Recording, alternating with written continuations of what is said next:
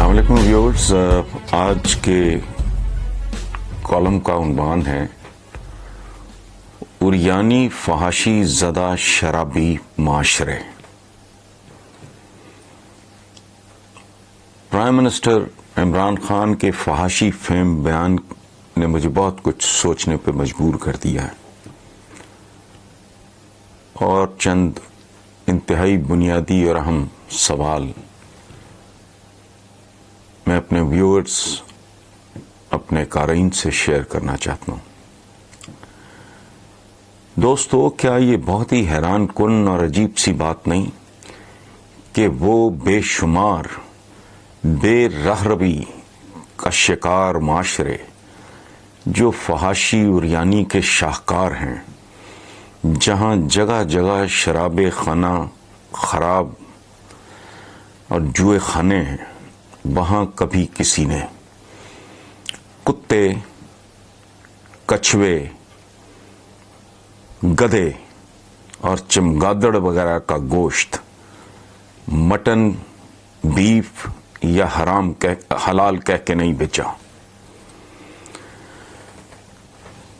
جن معاشروں کو ہم بے راہ روی کا شکار کہتے ہیں، نہ وہاں کبھی ریلوے ٹریکس پہ مارکیٹس بنتی ہیں، نہ سرکاری اور پرائیویٹ زمینوں پہ قبضوں کا سنا ہے، نہ مائیں بھوک کے ہاتھوں مجبور ہو کے بچے قتل کرنے کے بعد خودکشی کرتی ہیں، نہ انتہائی کم سن بچوں کے ساتھ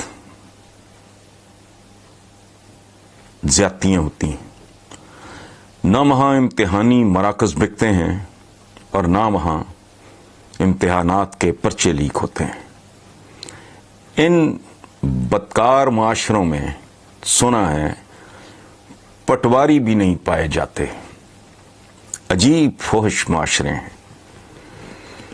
جہاں صرف گائے دودھ بناتی ہے اور کیمیکل سے دودھ بنانے کی ٹیکنالوجی ان کے پاس نہیں ہے۔ اخلاقیات و عبادات سے آری یہ مادہ پرستی کے مارے مردود معاشرے شرم و حیا سے اس قدر آری ہیں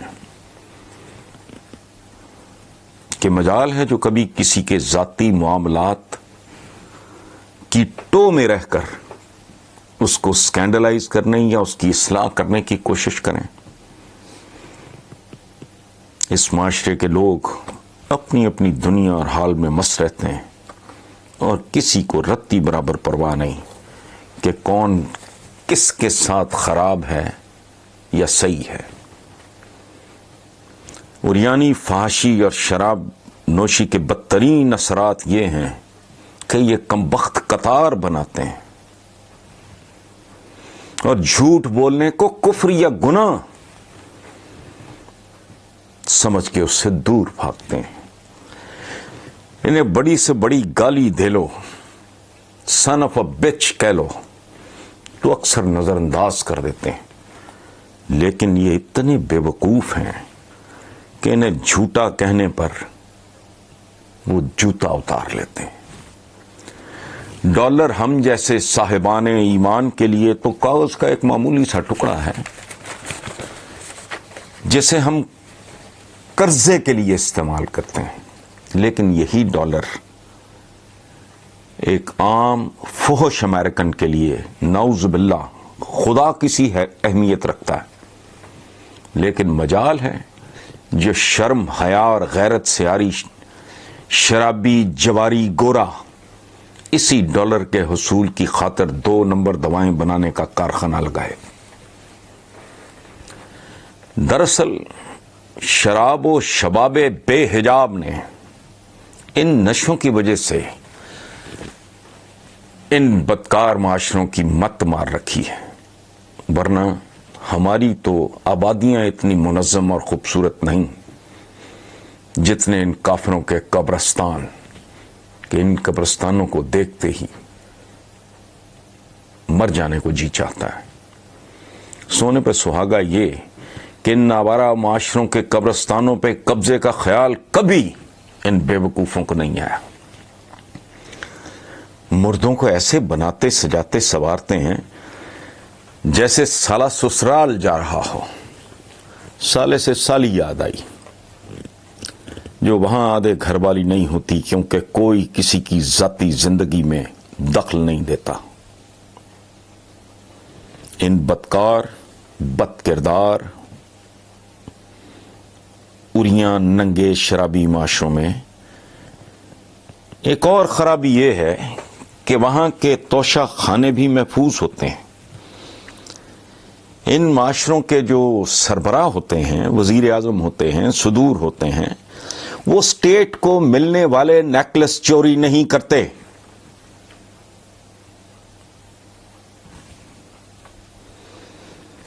اور نہ ہی وہ اتنے کم ظرف ہوتے ہیں کہ انتہائی کم قیمت پہ حکومت کو ملنے والی قیمتی بیش قیمت گاڑیاں اپنے گھروں کو لے جائیں.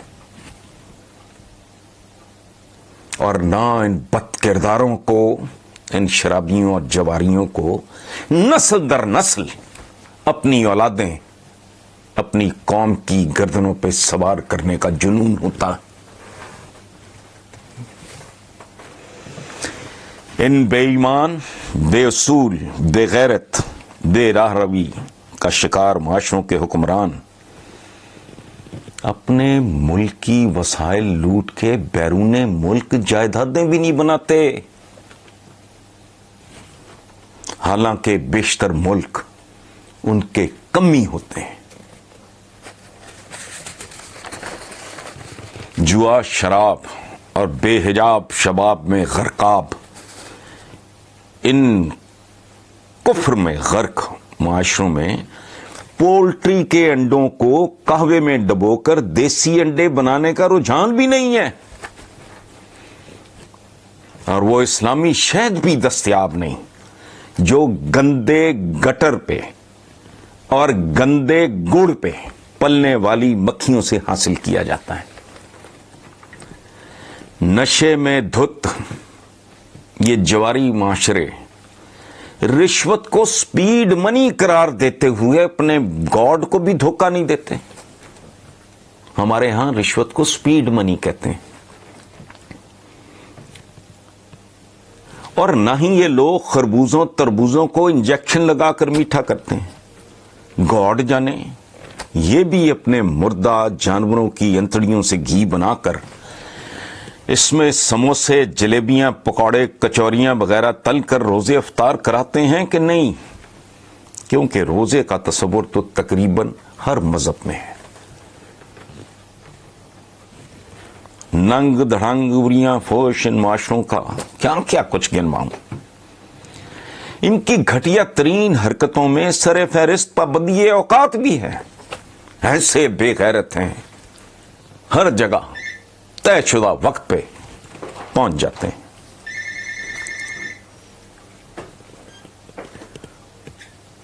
حالانکہ ان بھٹکے بھولے لوگوں کی عبادتوں کے اوقات تقریباً نامعلوم ہیں، لیکن فرائض کی بجاوری میں جان لڑا دیتے ہیں. یہ بد کردار لوگ کام کے درمیان اپنی اولاد، اپنی بیوی، اپنی گرل فرینڈ کا فون سننا بھی گوارا نہیں کرتے. لعنت ہو ان پہ.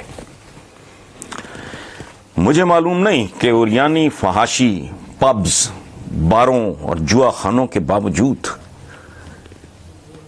وہ مدتوں سے دنیا پہ غالب کیوں ہیں، دنیا کو لیڈ کیوں کر رہے ہیں، مجھے نہیں سمجھ آتی. یہ چاند اور مریخ پہ کیسے پہنچ گئے ہیں؟ انسانی اعضاء ریپلیس کرتے ہیں. ہم جیسے اپنے والدین کو چیک کرا لیں اس کے لیے MRI مشین بنا دیتے ہیں. ہم نے ٹیکنالوجی ایجاد کی، جانور ذبح کر کے پریشر سے پانی اس کے اندر ڈالو تاکہ گوشت کا وزن بڑھ جائے اور ایمان تازہ ہو جائے. مجھے سوال کا جواب چاہیے اپنے ویور سے، اپنے ریڈر سے، کہ اتنی مدتوں سے دنیا پہ ان کا غلبہ کیوں ہے؟ یہ دنیا کو کیسے ڈکٹیٹ کرا رہے ہیں؟ یہ دنیا کو کیسے اپنی انگلیوں پہ نچا رہے ہیں؟ شاید اس کی ایک وجہ ہے جس پہ غور کر لیتے ہیں کہ ہمارے ہاں اسلام ہے،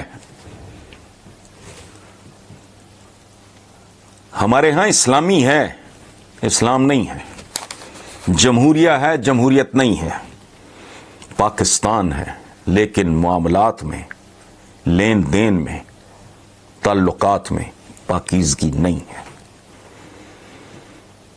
یہاں جوئے خانے نہیں، اسلامی جمہوریہ پاکستان میں جوئے خانے نہیں، لیکن سب کچھ داؤ پہ لگا ہوا ہے۔ اسلامی جمہوریہ پاکستان میں شراب خانے نہیں، لیکن ہر کوئی نشے میں دھت ہے، جس کے پاس طاقت ہے، دولت ہے، عزت ہے، شہرت ہے، بازو ہے، وہ نشے میں دھت ہے۔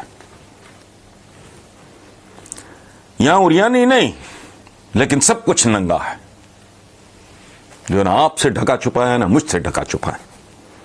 خدا کے لیے کوئی تو سوچے کہ کیا پہنا ہوا ہے اور کیا پیا ہوا ہے، کے علاوہ بھی کچھ اقدار ہوتی ہیں، کوئی کردار ہوتا ہے، کوئی معیار ہوتا ہے، ورنہ یہ ناہنجار مدتوں سے دنیا کی گردن پہ سوار نہ ہوتے۔ آخری بات، اقبال نے کہا تھا، لیا جائے گا تجھ سے کام دنیا کی امامت کا،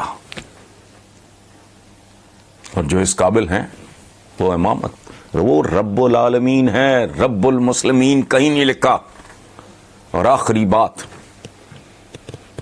قرآن پاک کی ایک لائن دماغ روشن کر دینے کے لیے کافی ہے اگر اندر غلاظت نہ ہو، اور وہ لائن کیا ہے؟